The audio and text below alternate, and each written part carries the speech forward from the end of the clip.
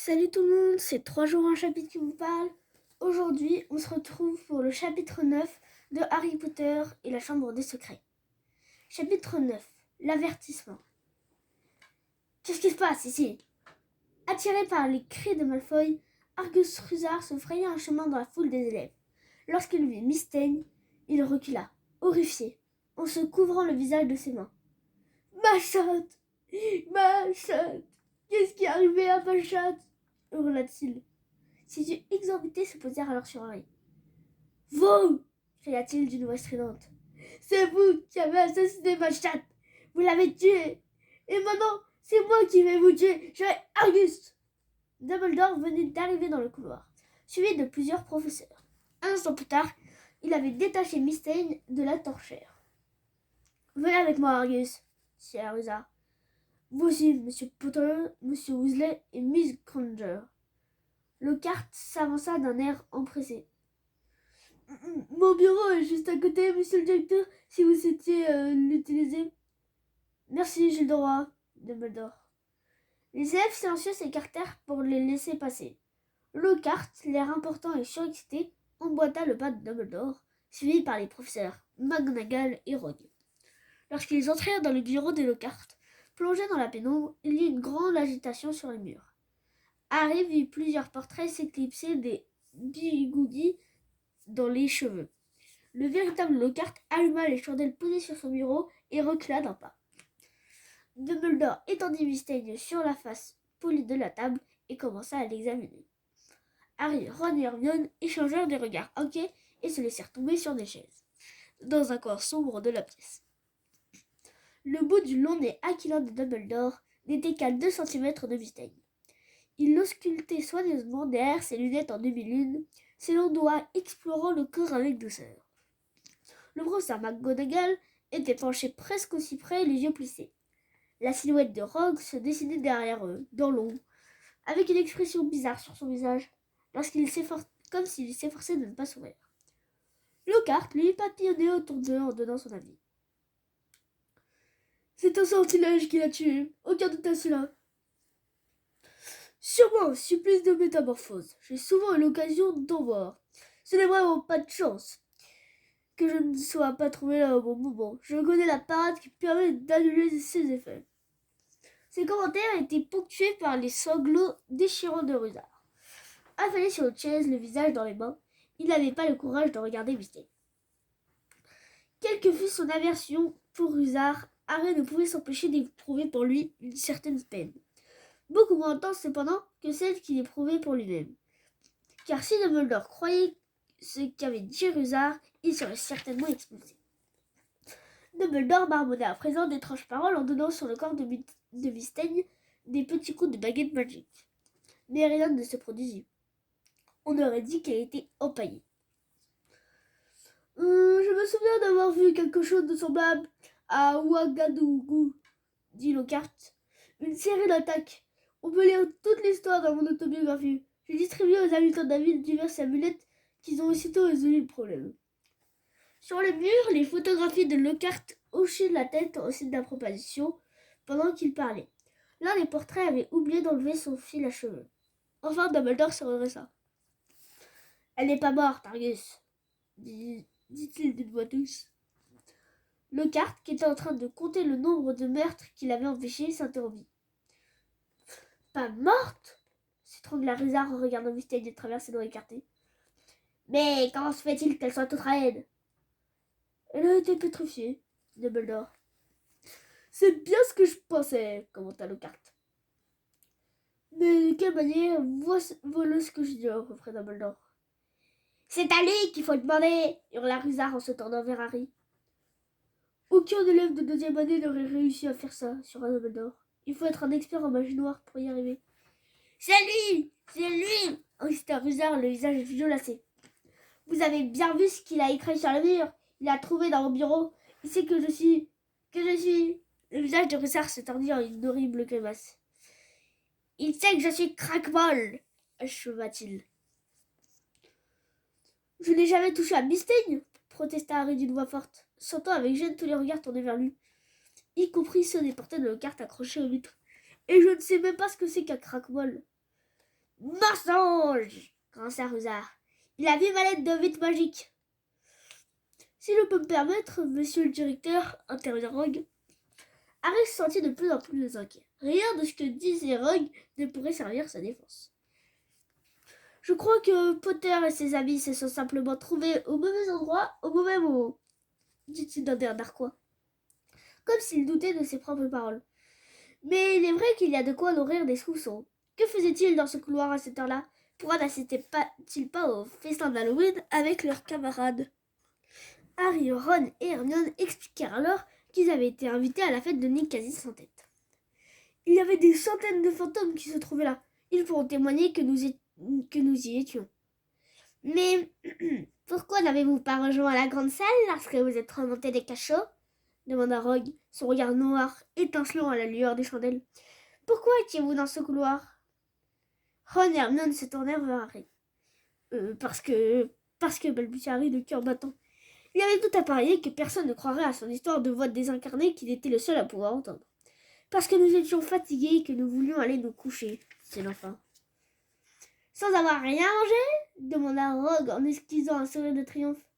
Je ne savais pas que les fantômes offraient de quoi satisfaire l'appétit des vivants au cours de leur fête. Nous n'avions pas faim, dit Ron en espérant que personne n'entendrait la bruyante protestation de son estomac. Le sourire malfaisant de Rogue s'élargit. Monsieur le directeur, il me semble bien que Potter ne dit pas toute la vérité, reprit-il. Peut-être ne serait-il pas inutile de le priver de certains privilèges jusqu'à ce qu'il se décide à leur raconter ce qui s'est véritablement passé. Personnellement, je pense qu'il ne devrait plus avoir le droit de jouer dans l'équipe de Quidditch de Gryffondor jusqu'à qu'il se consente à la vérité. Je ne vois vraiment pas pourquoi il faudrait empêcher ce garçon de jouer au Quidditch, Severus, dit sèchement le professeur McGonagall. Cette chatte n'a pas été assommée à coups de manche à balai, et il n'y a aucune preuve que Potter a fait quelque chose de répréhensible.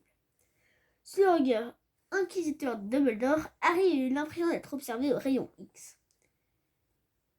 Innocent ou qu'on n'a pas prouvé sa culpabilité, Severus, dit Dumbledore d'un ton ferme. Rogue avait l'air furieux, Rusard également. Ma chatte a été pétrifiée, hurla-t-il les yeux exorbités. J'exige un châtiment. Nous parviendrons à la guérir, Argus, assura Dumbledore d'un ton patient. Même Shura va réussir à se procurer des plantes de mandragore. Dès qu'ils auront atteint leur maturité, je m'en servirai pour fabriquer une potion qui ramènera Mystène à la vie. Je m'en chargerai, intervint Lockhart. Je l'ai fait des centaines de fois. Je suis capable de préparer un filtre régénérateur à la mandragore dans mon sommeil. Je vous demande pardon, coupa Rogue, mais il me semble que le maître des potions ici, c'est moi. Il eut un silence gêné. Vous pouvez partir, dit Dumbledore à Harry, Ron et Hermione. Ils sortirent aussi vite qu'ils le purent en évitant toutefois de courir. Lorsqu'ils eurent atteint l'étage supérieur, ils pénétrèrent dans une classe vide et refermèrent soigneusement la porte derrière eux. Vous croyez que j'aurais dû leur parler de la voix que j'ai entendue? Demanda Harry. Non, répondit Ron sans la moindre hésitation. Entendre des voix, ce n'est pas mon signe, même chez les sorciers. Mais toi, tu me crois au moins? Bien sûr, assura Ron précipitamment. Mais il faut reconnaître que c'est bizarre. Je sais bien que c'est bizarre, dit Harry. Et d'abord, qu'est-ce que ça voulait dire ce graffiti? La chambre des secrets a été ouverte. Qu'est-ce que ça signifie? Ça me rappelle vaguement quelque chose, dit lentement Ron. Un jour, quelqu'un m'a raconté une histoire à propos d'une chambre secrète à Poudlard. C'était peut-être Bill. Et qu'est-ce que c'est qu'un crack-molle? Demanda Harry. À sa grande surprise, il vit Ron réprimer un ricanement. En fait, ce n'est pas vraiment drôle. Mais comme ça concerne Rusard, un crack-molle, c'est quelqu'un qui est né dans une famille de sorciers, mais qui n'a aucun pouvoir magique. Le contraire des sorciers qui naissent dans des familles de moldus, en quelque sorte. Mais les crack-molles sont très rares. Si Rusard est un crack-molle, pas étonnant qu'il essaye d'apprendre la magie avec une vide magique. Vide magique, ça explique beaucoup de choses. Ça aide des élèves, par exemple. Ron eut un sourire satisfait. Il est jaloux, dit-il. Une pendule sonna quelque part dans le château. Mais oui, Jerry, on ferait bien d'aller se coucher avant qu'on tombe à nouveau sur Rogue et qu'il essaye de trouver un autre prétexte pour nous punir. Pendant plusieurs jours, on ne parla plus de ce qui est arrivé à Mystène. Rusard faisait les 100 pas à l'endroit où on l'avait retrouvé, comme s'il espérait que le coupable reviendrait sur les lieux de son crime. Harry l'avait vu récurer le mur avec du nettoie-tout magique de la mer gratte et sec, mais il n'avait pas réussi à effacer le message. Il continuait de briller sur la pierre avec autant d'éclat qu'au premier jour. Lorsque Rusard n'était pas en train de surveiller les lieux du crime, il rôdait dans les couloirs à pas furtifs, les yeux rougis, et se précipitait sur des élèves sans méfiance, en essayant de leur donner des retenues pour des motifs aussi divers que respirer trop fort ou paraissait heureux. Ginny Weasley semblait très perturbée par le sort qu'avait subi Miss Tenney. D'après Ron, elle avait une passion pour les chats. « Tu ne connaissais pas bien Miss Tenney, lui dit vivement Ron. Très franchement, on se parle beaucoup mieux sans elle. » Les lèvres de Ginny tremblaient. « Il est très rare qu'il arrive des choses pareilles à Poudlard, » susurra Ron. « Ils finiront sûrement par attraper le cinglé qui lui a fait ça et il sera renvoyé sur le champ. J'espère simplement qu'il aura le temps de pétrifier Rusard avant de se faire mettre dehors. » « Mais non, je plaisantais, » ajouta aussitôt Ron en voyant Ginny devenir livide. L'agression contre Miss Tenney avait aussi un effet sur Hermione. La lecture avait toujours été une de ses occupations favorites, mais à présent, elle ne faisait plus rien d'autre que se plonger dans les livres. Et lorsque Harry et Ron lui demandaient ce qu'elle fabriquait, il n'obtenait aucune réponse. Ce fut seulement le mercredi suivant qu'ils comprirent ce qu'elle avait en tête. À la fin du cours de potions, Harry avait été retenu par Rogue qui lui avait fait gratter les verres marins restés collés sur les tables. Après le déjeuner, il rejoignit Ron à la bibliothèque. En chemin, il croisa Justin Fletcher, l'élève de Poufsouffle dont il avait fait la connaissance au cours de botanique. Mais au moment où Harry s'apprêtait à lui dire bonjour, Justin fit volte-face et s'enfuit dans la direction opposée. Harry trouva Ron au fond de la bibliothèque, où il était en train de faire ses devoirs d'histoire de la magie. Le professeur Binns leur avait demandé de remplir 90 cm de parchemin sur l'assemblée médiévale des sorciers d'Or. « C'est fou, il me manque encore 20 cm, dit Ron avec fureur en laissant tomber son parchemin qui se réenroula aussitôt sur les murs. Hermione en a fait 1,40 m et elle écrit tout petit. « Où est-elle » demanda Harry, qui prit le maître roman pour mesurer son propre parchemin. « Elle est quelque part par là, » répondit Ron en montrant les étagères. « Elle essaye de lire tous les livres de la bibliothèque avant Noël. » Harry lui raconta comment Justin Fletcher avait pris la fuite en le voyant. « Ne fais pas attention, il est un peu bête, » dit Ron, qui s'était remis à écrire d'une écriture la plus large possible. « Tu te souviens des idioties qu'il nous a racontées sur le grand Lockhart ?» Hermione émergea d'entre deux étagères. Il avait l'air de mauvaise humeur, mais au moins, elle semblait disposée à leur adresser la parole. « Tous les exemplaires de l'histoire de Poudlard ont été attrapés, » dit-elle en s'asseyant entre Harry et Ron. « Il y a une liste d'attente de 2 semaines. Je regrette d'avoir laissé mon exemplaire à la maison. Mais avec tous les livres de Lockhart, je n'ai pas réussi à faire tenir dans ma valise. »« Pourquoi tu voulais ce bouquin ?» demanda Harry. « Pour la même raison que les autres, pour lire la légende de la Chambre des Secrets. »« Qu'est-ce que c'est que ça ?»« Justement, je m'en souviens plus, » répondit Hermione en se mordant les lèvres. « Et impossible de trouver l'histoire dans un autre livre. »« Hermione, laisse-moi lire ton devoir, » dit Ron d'un ton désespéré en jetant un coup d'œil à sa montre. « Certainement pas, » répliqua Hermione d'un air soudain sévère. « Tu as eu 10 jours pour le faire. Il ne me manque plus que 5 cm. » La cloche sonna et tous trois sortirent de la bibliothèque pour se rendre au cours d'histoire de la magie. De leur emploi du temps. L'histoire de la magie était le cours le plus ennuyeux de leur emploi du temps. Le professeur Binns, qui l'enseignait, était le seul professeur fantôme de l'école. Il entrait dans la classe en passant à travers le tableau, et c'était l'unique moment un peu amusant de son cours. D'après ce qu'on disait, Binns ne s'était jamais rendu compte qu'il était mort. Un jour, il s'était levé pour aller en classe et il avait laissé son corps derrière lui, installé dans un fauteuil de la classe des professeurs, devant un feu de cheminée. Depuis, il avait continué à faire ses cours sans rien changer à ses habitudes. Toujours aussi terne, le professeur Binns consulta ses notes et commença à débuter son cours d'une voix monotone, comme un vieil aspirateur essoufflé. Bientôt, tout le monde se mit à somnoler, ne se réveillant que par instant pour copier un nom et une date, puis en plongeant dans le sommeil. Il parlait depuis une demi-heure lorsqu'il se produisit quelque chose qui n'était encore jamais arrivé. Hermione leva la main. Le professeur Binns leva les yeux en plein milieu d'un exposé mortellement ennuyeux sur la convention des sorciers de 1289 parut stupéfait. « Oui, Miss, dit le professeur en levant la tête. « Granger, professeur, j'aurais voulu vous demander si vous pouviez nous dire quelque chose sur la chambre des secrets. » lança Hermione d'une voix claironnante. Dean Thomas, qui regardait par la fenêtre, la bouche ouverte, se réveilla en sursaut. Lavande Brown, qui se tenait le manteau dans les mains, releva brusquement la tête et le coude de début glissa de sa table. Le professeur Binns cligna des yeux. « Je fais des cours sur l'histoire de la magie, » dit-il de sa voix sifflante. « Je m'occupe de faits, Miss Granger, pas de mythes ou de légendes. » s'éclaircit la gorge en produisant un bruit semblable à un morceau de craie qu'on casse en dos, et poursuivit. Au mois de septembre de cette même année, un sous-comité de sorciers s'interrompit en bafouillant, et Hermione agita à nouveau la main. Miss Grant, excusez-moi, monsieur, mais je m'appelle Miss Granger. Miss Granger. Et aussi, les légendes ne sont-elles pas toujours fondées sur des faits? Le professeur Binns la regardait d'un air tellement ahuri qu'Harry eut la certitude qu'aucun élève ne l'avait jamais interrompu jusqu'à présent, ni de son vivant, ni depuis sa mort. On peut en discuter, bien sûr, dit le professeur d'une voix lente. Il contempla Hermione comme si c'était la première fois qu'il voyait véritablement un élève. La légende dont vous parlez est cependant tellement extravagante, tellement ridicule, mais toute la classe était à présent suspendue aux lèvres du professeur Binns. Il regarda d'un œil avec le visage tourné vers lui.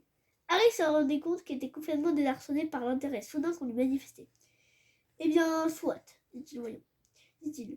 Voyons, que pourrais-je vous dire sur la chambre des secrets? Comme vous le savez tous, Poudlard a été fondé il y a plus de 1000 ans. La date précise n'est pas connue par les 4 plus grands mages et sorcières de l'époque. Les 4 maisons de l'école portent leur nom.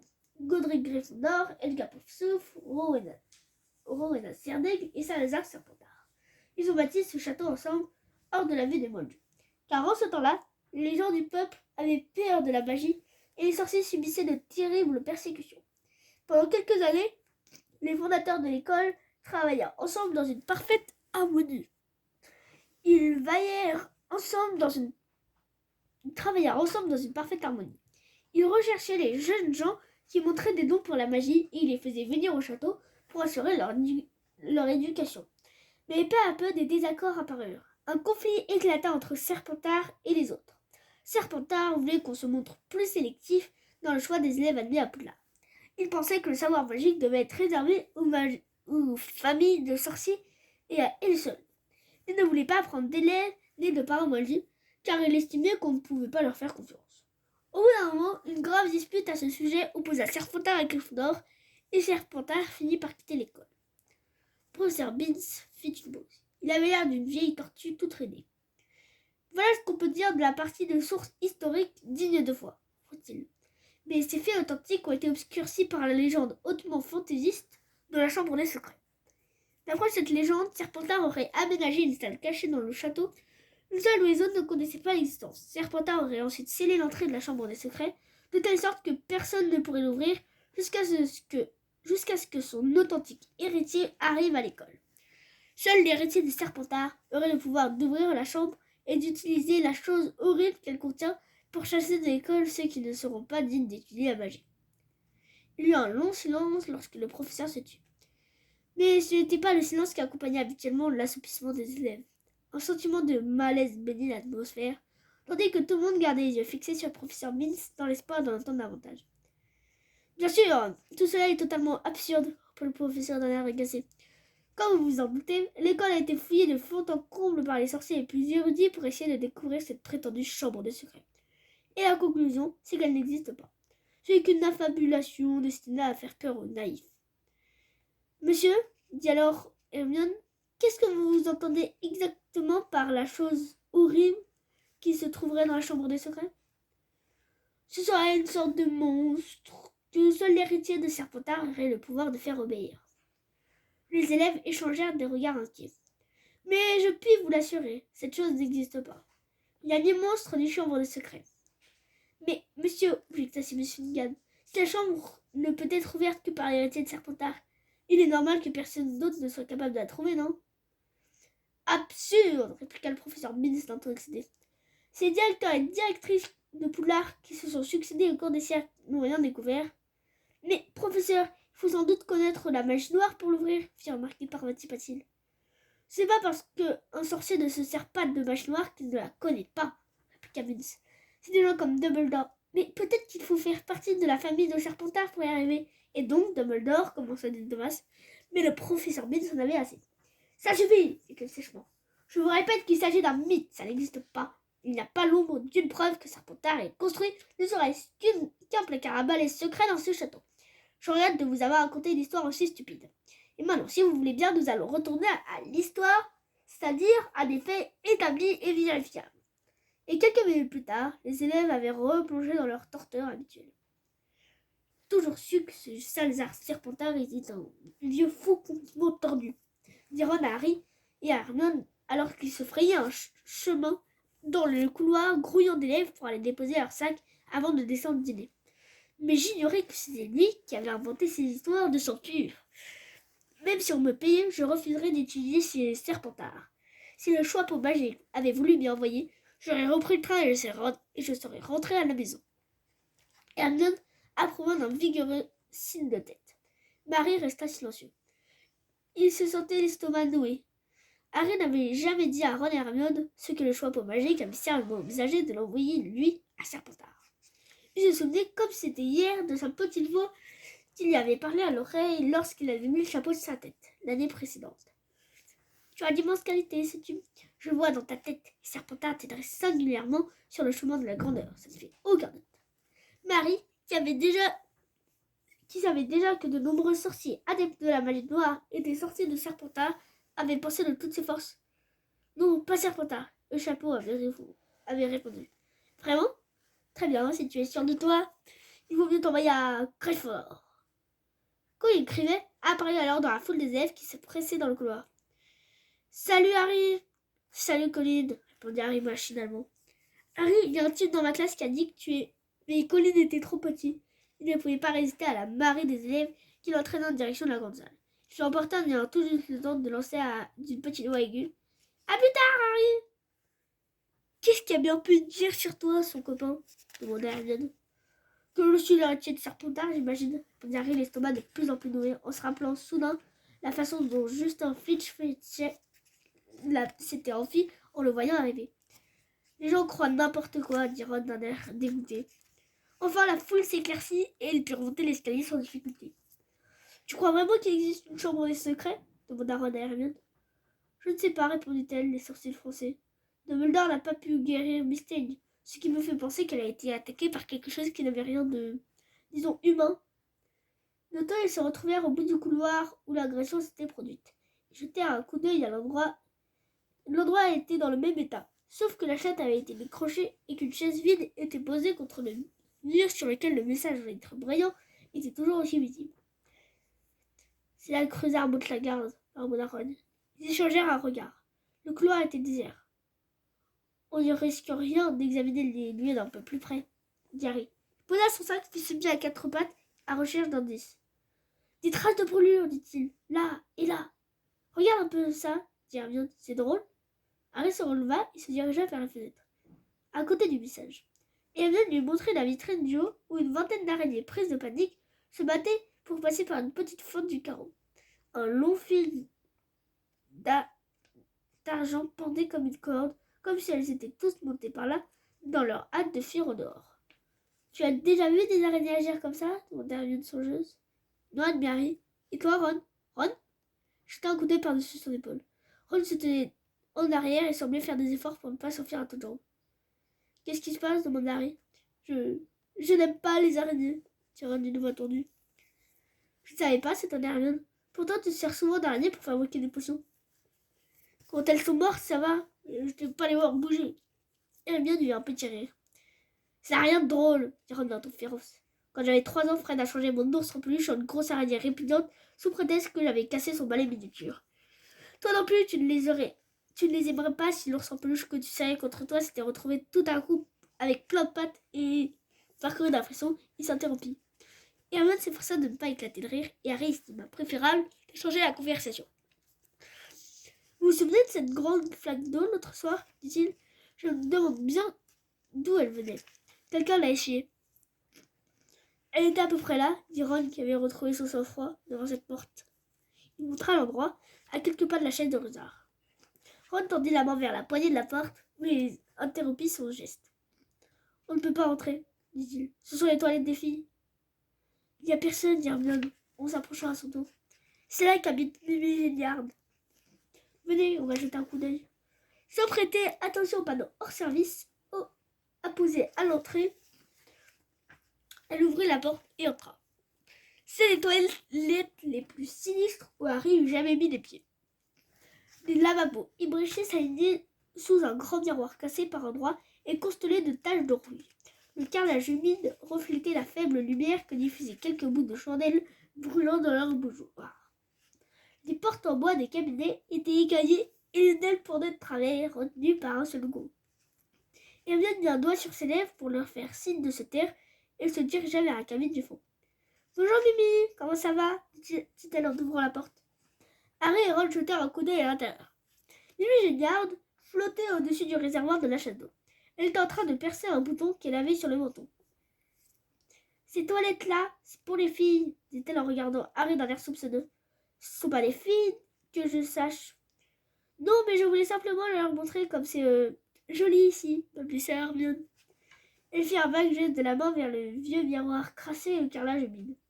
« Demande-lui si elle a vu quelque chose, » dit Harry en remuant les lèvres silencieusement. « Qu'est-ce que tu chuchotes, toi ?» dit Mimi en fixant les yeux sur lui. Rien, répondit précipitamment Harry. Nous voulons savoir si... J'aimerais bien qu'on arrête de parler de moi derrière mon dos, s'exclama Mimi d'une voix sanglotante. Même si je suis morte, j'ai quand même une sensibilité. Personne ne veut te faire de peine, Mimi. Harry voulait seulement... Personne ne veut me faire de peine. Elle est bien bonne, se lamenta Mimi. Ma vie ici n'a été qu'une longue suite de malheurs, et maintenant on vient même me gâcher la mort. On voulait te demander si tu n'avais rien vu de bizarre ces temps derniers, dit Hermione. Il y a une chatte qui a été agressée devant ta porte le soir d'Halloween. Tu as vu quelqu'un dans les parages cette nuit-là demanda Harry. Je n'ai pas fait attention, dit Mimi d'un ton grave. Piz m'avait tellement énervé que je suis revenue ici pour me suicider. Pour essayer de me suicider. Et puis je me suis souvenu que j'étais déjà morte, acheva Ron. Mimi poussa alors un sanglot tragique. Elle s'éleva dans les airs, fit volte-face et plongea la tête la première dans la cuvette en les éclaboussant de la tête aux pieds. Après ces sanglots étouffés, elle devait s'être arrêtée quelque part dans le tuyau d'évacuation. Harry et Ron restèrent bouche bée. Par rapport à d'habitude, elle avait presque l'air de bonne humeur aujourd'hui, dit Hermione en haussant les épaules d'un air là. Venez, on s'en va. Harry venait de refermer la porte sur les sanglots étouffés de Mimi, qui continuait de pleurer dans la tuyauterie lorsqu'une voix sonore les fit sursauter tous les trois. Ron! Percy s'était figé sur place en haut de l'escalier, l'air stupéfait. Ce sont des toilettes pour filles, s'exclama-t-il. Qu'est-ce que tu... On a simplement jeté un coup d'œil, répondit Ron. On cherche des indices. En voyant Percy bomber le torse, Harry ne put s'empêcher de penser à Madame Weasley. Filez immédiatement, s'écria Percy en se précipitant sur eux. Vous vous rendez compte ce que vous faites? Revenir ici pendant que les autres dînent. Qu'est-ce qui nous empêcherait de revenir? Répondit Ron avec fougue, le regard furieux. On n'a jamais touché à ce chat. C'est ce que j'ai dit à Ginny, dit Percy d'un ton féroce, mais elle semble toujours convaincue que vous allez être expulsés. J'ai jamais vu aussi bouleversée. Elle n'arrêtait pas de pleurer. Tu pourrais au moins penser à elle, Ron. Tous les élèves de première année sont surexcités depuis que cette histoire est arrivée. Je sens qu'ils ne pensent pas à Ginny, dit Ron, dont les oreilles rougissaient. Tu as simplement peur que je gâche tes chances de devenir préfet en chef. J'enlève 5 points à Gryffondor, répliqua Percy d'un ton cassant en montrant du doigt son insigne de préfet soigneusement indiqué. Tout ça vous serve de leçon. Et toi, tu arrêtes de jouer détective ou alors j'écris à maman. Et il s'éloigna à grands pas, la nuque aussi rouge que les oreilles de Ron. Lorsqu'ils furent de retour dans la salle commune, ce soir-là, Harry, Ron et Hermione s'assirent le plus loin possible de Percy. Ron était toujours de très mauvaise humeur et ne cessait de faire des tâches sur son devoir de sortie. Lorsqu'il posa distraitement sa baguette magique pour les effacer, le parchemin prit feu, s'enflammant presque autant que son devoir. Ron renferma d'un coup sec son livre de sorts et enchantements niveau 2 à la surprise d'Harry et Hermione imita. Je me demande qui veut renvoyer de Poudlard les craques-molles et les enfants de Moldu, dit Hermione à mi-voix, comme si elle poursuivait la conversation qu'elle venait d'avoir. Oui, ça, on se le demande, dit Ron en faisant semblant d'avoir l'air perplexe. Qui donc pense que les enfants de Moldu sont des moins que rien? Il échangea un regard avec Hermione qui ne paraissait pas convaincue. Si tu parles de Malfoy, dit-elle. Bien sûr que je parle de lui, exclama Ron. Bientôt ce sera le tour des Sangbourg. C'est ce qu'il a dit, non? Il suffit de voir sa face de rat pour comprendre que c'est lui. Malfoy, l'héritier de Serpentard, murmura Hermione d'un ton sceptique. Regarde sa famille, dit Harry. Ils sont tous passés par Serpentard. Malfoy s'en vante tout le temps. Il pourrait très bien être des descendants de Salazar Serpentard. Son père est assez malfaisant pour ça. C'est peut-être eux qui possèdent la clé de la chambre des secrets depuis des siècles, dit Ron. Ils doivent se la passer de père en fils. C'est possible, dit Hermione avec prudence. Mais comment le prouver dans mon Harry l'air sombre? Il y a peut-être un moyen, suggère Hermione en baissant la voix. Bien sûr, ce sera difficile. Et dangereux. Très dangereux. Il faudra violer une bonne cinquantaine d'articles du règlement de l'école. Dans un mois ou deux, tu pourras peut-être nous expliquer ce que tu as en tête, dit Ron avec une mauvaise humeur. Très bien, alors écoutez-moi. Ce qu'il faudrait, c'est que nous puissions pénétrer dans la salle commune de Serpentard pour poser quelques questions à Malfoy sans qu'ils s'aperçoivent que c'est nous. C'est complètement impossible, dit Harry tandis que Ron éclatait de rire. Non, justement, répondit Hermione. Il nous faudrait simplement un pot de polynectar. Qu'est-ce que c'est que ça demandèrent Harry et Ron d'une même voix. Rogue en a parlé en classe il y a quelques semaines. Tu crois que je n'ai rien de mieux à faire en cours de potion que d'écouter Rogue, comme la Ron. Le polynectar permet de prendre l'apparence de quelqu'un d'autre. Réfléchissez un peu. On pourrait se transformer en 3 élèves de Serpentard sans que personne sache que c'est nous. Malfoy nous dirait sûrement tout ce qu'on veut savoir. Il doit passer son temps. Tout ce qu'on veut savoir. Il doit passer son temps à se monter dans la salle commune du Serpentard. Ça me paraît un peu louche toute l'histoire de polynectar, dit Ron en fronçant les sourcils. Et si on gardait à tout jamais l'apparence de 3 élèves de Serpentard?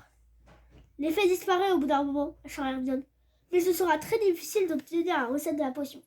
Rogue a dit qu'elle figurait dans un livre intitulé Les potions de grand pouvoir qui doit sûrement se trouver dans la réserve de la bibliothèque. Il n'existait qu'un seul moyen d'avoir accès à un ouvrage de la réserve, présenter une autorisation écrite d'un professeur. Difficile de faire croire qu'on a besoin de ce livre si ce n'est pas pour fabriquer une potion, dit Ron. Et si on fait semblant de s'intéresser uniquement à la théorie, on aura peut-être une chance, dit Hermione. Aucun prof ne croira jamais ça. Il faudrait vraiment que tu sois idiot.